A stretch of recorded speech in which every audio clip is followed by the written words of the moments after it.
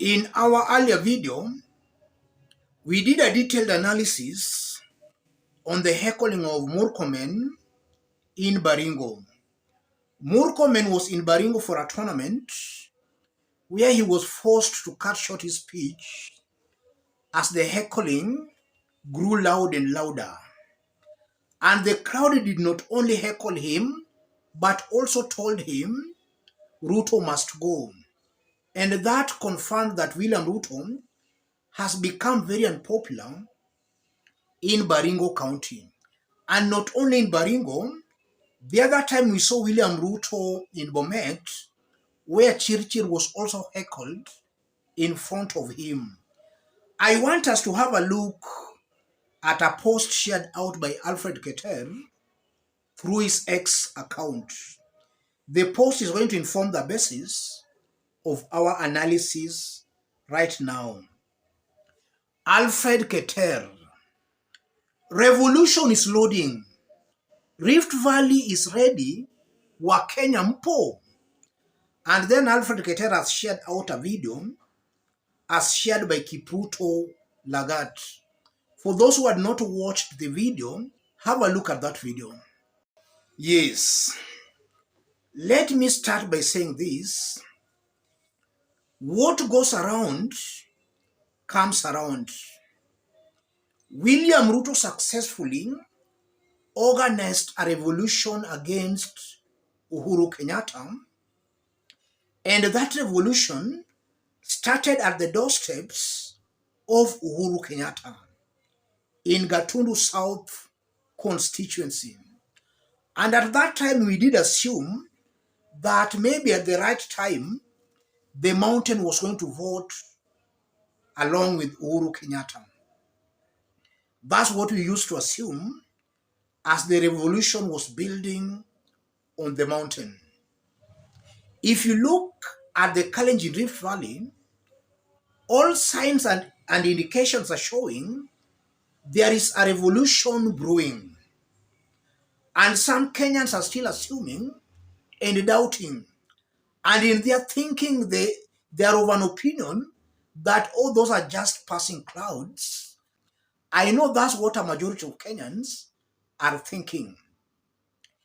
If you look at the Kalenjin nation, they are just suffering as somebody in Kisumu or in Mombasa or in Western.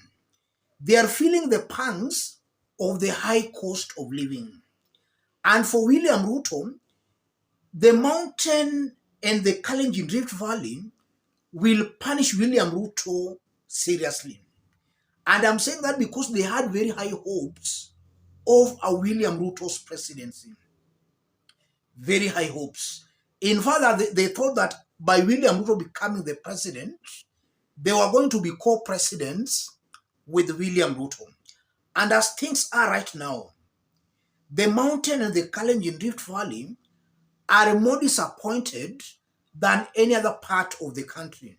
Because if you look at all these other regions, they knew that a William Ruto's presidency was not going to bring anything new.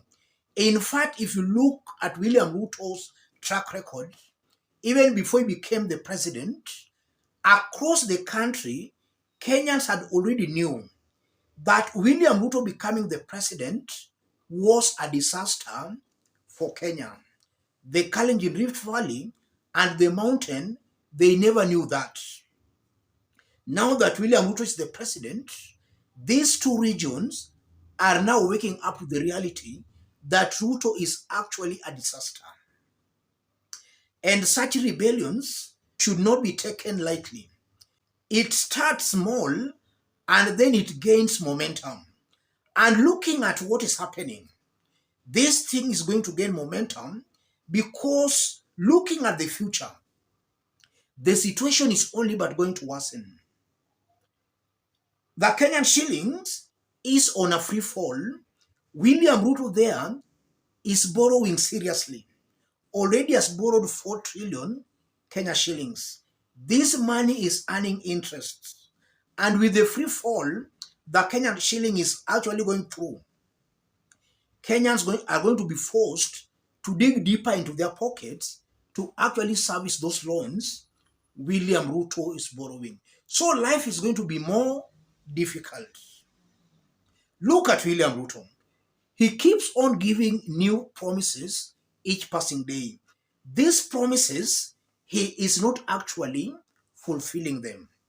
And anytime William Ruto gives a promise, his supporters, mostly in the Kalenjin Rift Valley and on the mountain, they are believing those promises. So as time goes by, they will also wake up to the reality that William Ruto is just taking them for fools. Already other Kenyans have known that, and they're not taking William Ruto's promises seriously. They already know who William Ruto is. And just as I've been explaining here, William Ruto will be a one-term president because these two areas, these two blocks that still trust him, as time goes by, are going to hate him more than even these other areas that have been hating William Samoei Ruto. And that will be the end of William Ruto's political future. So Alfred Keter, in my honest opinion, is just exposing to Kenyans that the revolution has actually started. And that's what I've always been saying here. If William Ruto will reach 2027, he will be a very lucky individual. The ground is very bad. Kenyans are fed up. Kenyans are annoyed with him. And not only Kenyans, even his cabinet. Today we saw, or rather on Daily Nation on Sunday, captured a story where even the cabinet secretaries are now complaining about William Samoei Ruto. Nothing will save William Ruto. Ruto will have to face a revolution. Let me stop it there, ladies and gentlemen. If you are watching us but you are not yet subscribed, subscribe, give this video a like. Let's meet in our next analysis. Thank you. God bless you. God bless Kenya. Wamenywa kale 2027 tuko na Ruto. Muko na Ruto. Sisi wote tutapatia yeye.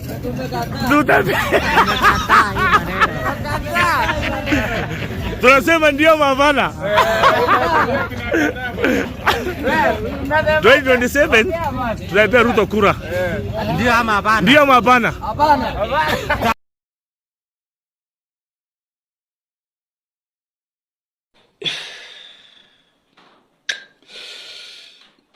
Mimi nikiwa ndani ya Kericho, kulingana na vile nimekuwa nikiambia Ruto ukweli, ninaona masiku zangu zimekaribia. Sioni nikiendelea kutoboa. Sasa naomba watu wa media, watu wa TikTok, musikose kwa msiba yangu. Hii ndio picha itawekwa kwa sanduku. That is not the size of the wave, but the motion of the ocean that moves the ship. William Samoei Arap Ruto, will he be the 5th president of the Republic of Kenya? Jirongo, if you look at a crystal ball, does he have what it takes? In my view, it will be the worst accident that would have happened to the Republic of Kenya, because it won't take a year. It will be worse than the countries we laugh at, like Somalia. Kongoi missing, Your Excellency the President, Kongoi amun Kenyon kesatul raine, ko Kongoi amun imiga en sotik koga enane, ko kaya komwa chi gole magitaro gutich chia ganumbunen, ko engalegap sitimogi ke amun gigone gasinoton. Ko kimwa kongoi en message nebo kanisa, message nebo kaliet, ko kongoi en kaliet nekitingenge en sotik, kongoi missing.